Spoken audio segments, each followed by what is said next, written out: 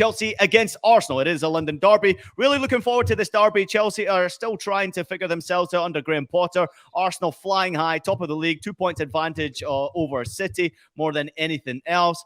Arsenal have that 10 points more than Chelsea right now. They've scored 13 more goals, let in only 11 goals. James Bench, tell me if and how Chelsea can upset Arsenal this weekend, if at all that is even possible.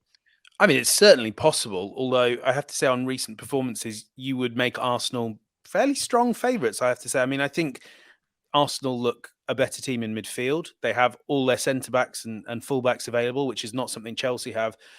But really, so therefore Chelsea are going to need to take what few chances come their way. That means getting Pierre-Emerick Aubameyang in the mood. Obviously, he has a point to prove against his former team, but on a bit of a goal drought of late, can you get quick service up to him, up to Sterling, who was good to see scoring as well against Dinamo Zagreb, and get Mason Mount in the picture? Really, they need to be able to dominate possession, because I think if Arsenal are able to exert control on this game, they're the better team. And it has been a really long time since we've said that in a Chelsea-Arsenal game.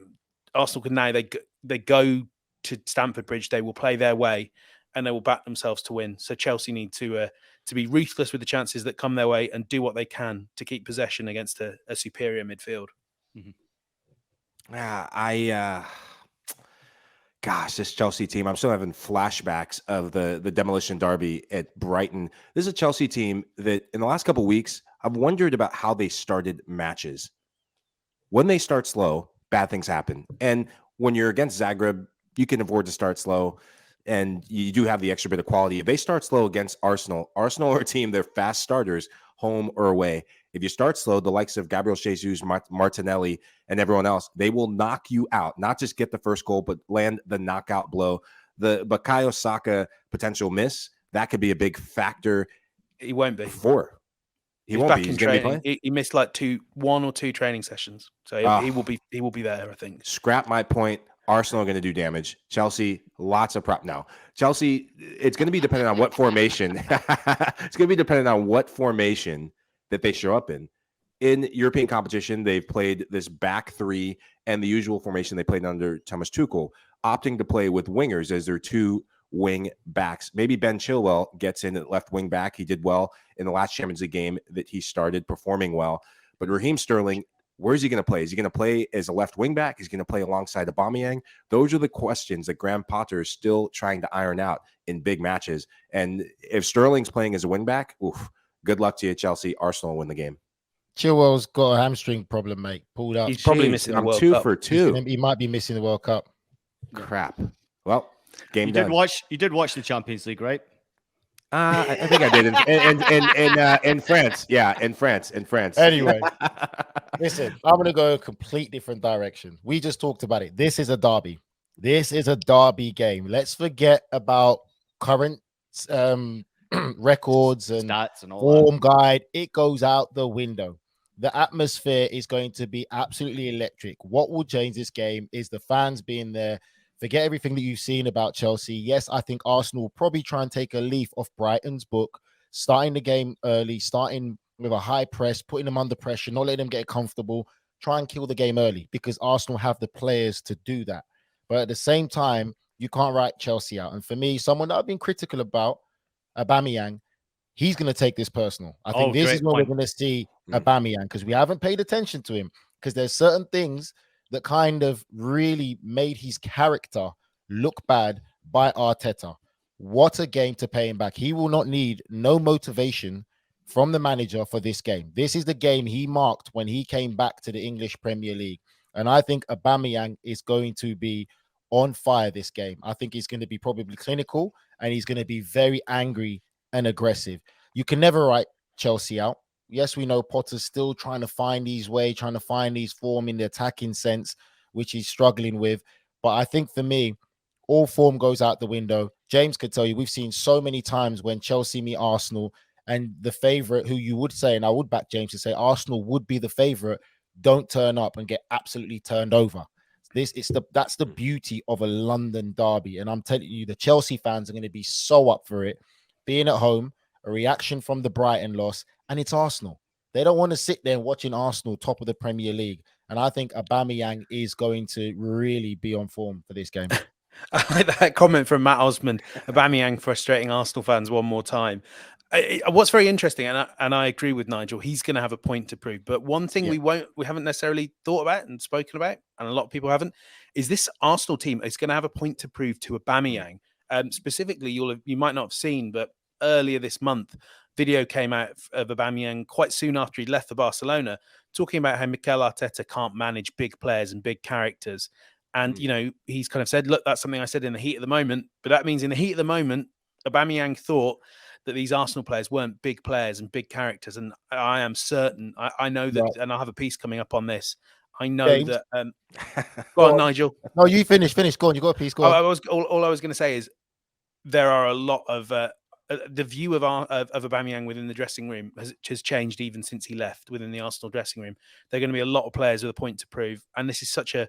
It's such a vibrant, young, happy team. I mean, go and see what Gabriel Martinelli was like. A personal thing, James. That's what you're saying, right? It's a personal thing now against Aubameyang. I think it has become more of a personal thing than it would have been. So many of those young players really admired and appreciated Aubameyang. He was he wasn't a great club captain, but he was great in the dressing room. And I think some bridges feel like they've been burnt. I think it's fair to say since then. Going to have a piece on that, by the way, on cbssports.com, nice. Probably sometime on Friday evening.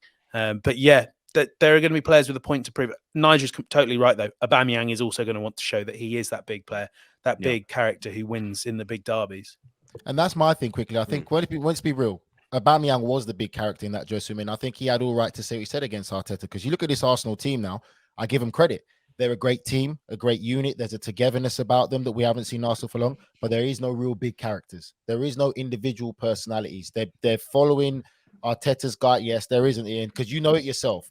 When you see big characters, you'll see it on the pitch and everything that comes with being a big character and a big personality. That's still not there, which there's nothing wrong with it because what Arteta's done worked. But I think Aubameyang.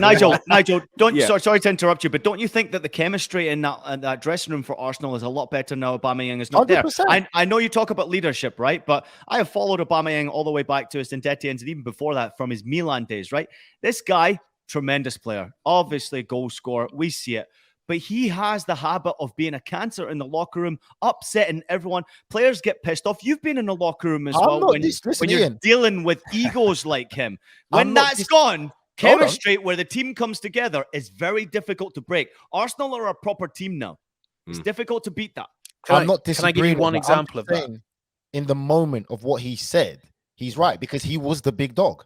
And he was the big dog that was given the power, and all of that came with when obviously Arteta came in. He's right in what he's saying in that moment. I'm not saying he's right in the dressing room or just because he's a big personality means he's going to be a great leader on and off the pitch. No, that's not it. Great leader on and off the pitch with a big character. You're talking about the likes of a Vincent Kompany. Great leader off the pitch, on the pitch, big character on the pitch as well. That's not Aubameyang for sure. But I'm just saying what Arteta's done is great.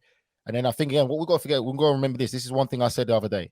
There's a greater burden of pressure on Saka than there is on Phil Foden. Phil Foden could be taken in and out of Man City and replaced with different players. Saka's not playing in this game. I feel Saka is going to be a big loss for Arsenal because a lot of things come through him as well as Martinelli. But I think he's going to be such an influence for this Arsenal team. It could be a big loss in this game. Can I just say one thing to Ian's point on the chemistry? Because I'd like to share this. It was quite fun. You guys will have sat in press conferences and been spoken to by the media, and people have asked you questions about your contract, and I'm certain your agents and everyone would have advised you don't say anything. It doesn't help our negotiating position if everyone knows you're desperate to stay. Gabriel Martinelli yesterday in the pre-match press conference, I chuck in a little question about his contract thinking he'd say not much at all. He ends up by just saying all they need to do is go and get a pen and I'll sign the contract. That is, especially for Arsenal, a club that are so used to having these crises, whether it's Aubameyang, Ozil, Ramsey, Sanchez, having players that just want to be there and want to sign new contracts. It's so powerful. And, that sort of stuff gets reflected on the pitch, which is why I think Arsenal have cause to feel bullish. Mike, you got anything to add to this? You've been very quiet right there when it comes to this conversation, but I'm sure you've been in locker rooms where you've dealt with egos and shit like that. Yeah, I was trying to get a mask to breathe between the conversation between Benj and Nigel because it was just like WWE wrestling sort of stuff, Glastonbury sprinkled in between. James would win. Don't worry about it. No, I think the power of the group and the power of the collective is always bigger than one player. And this is a battle between Mikel Arteta and his Arsenal team. But Mikel Arteta won round one, getting rid of Pierre-Emerick Aubameyang. And I think when you have a striker who is going to be so hell-bent and really selfish to try and prove a point to get a goal, that can possibly derail the plans of Chelsea. Graham Potter will have probably spoken to him time and time again. That could also be fuel that he uses to motivate Aubameyang to put in a masterclass performance. Aubameyang did have an assist in the Champions League game, I think on the Sterling goal. So it's not like he's completely out of form. The Champions League has been where he's done his business, not so much in the Premier League.